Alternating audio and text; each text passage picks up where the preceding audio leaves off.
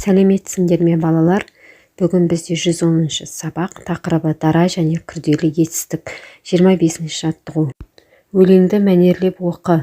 Өлеңдегі негізгі ойды анықта. Етістіктерді тап. Шыр-шыр еткен торғайды аямасқа болмайды. Кіп-кішкентай торғайлар ағаштарды қорғайды. Өлеңдегі негізгі ой торғай табиғатқа пайдалы екені туралы.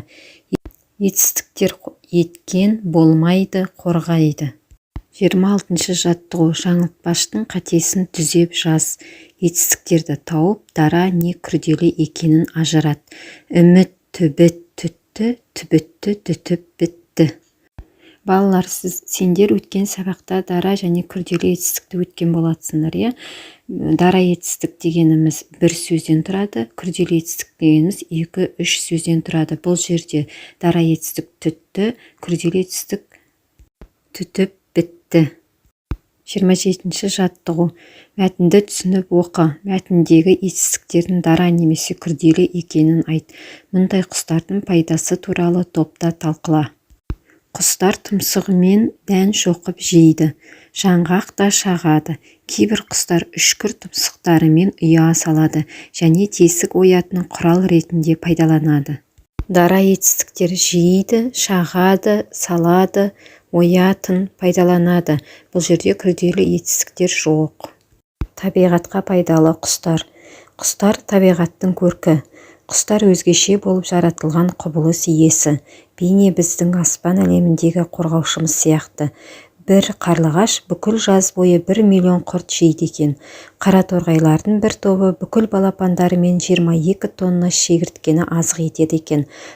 Торғайдың бір өзі жылына 4 миллионға жуық жәндік жейді екен.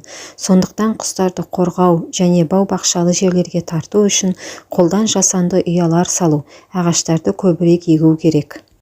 28-ші жаттығу. Кестені тиісті құс атауларымен толтыр. Үй құстары: тауық, әтеш, үйрек, қаз. Жабайы құстар: торғай, шымшық, қарлығаш, көкек, тоқылдақ, сауысқан, қарға. 29-ші жаттығу. Өз аулаңдағы құстарды бақыла. Байқағандарың туралы шағын мәтін құрастырып жаз. Ауладағы құс. Біздің ауламызда көбіне торғай болады. Торғай адамдарға жақын жерде ұя салғанды ұнататын ең танымал құстардың бірі. Ол мейірімді, тапқыр және жанасқыш құс. Ол қорек талғамайтын құс. Мәзірінде әртүрлі өсімдіктердің дәндері, жәндіктер, өрмекшілер және жеміс-жидектер бар.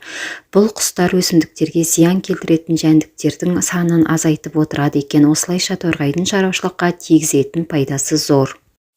Сау болыңдар балалар. Сабақ ұнаса лайк басып, каналға тіркелуді ұмытпаңдар.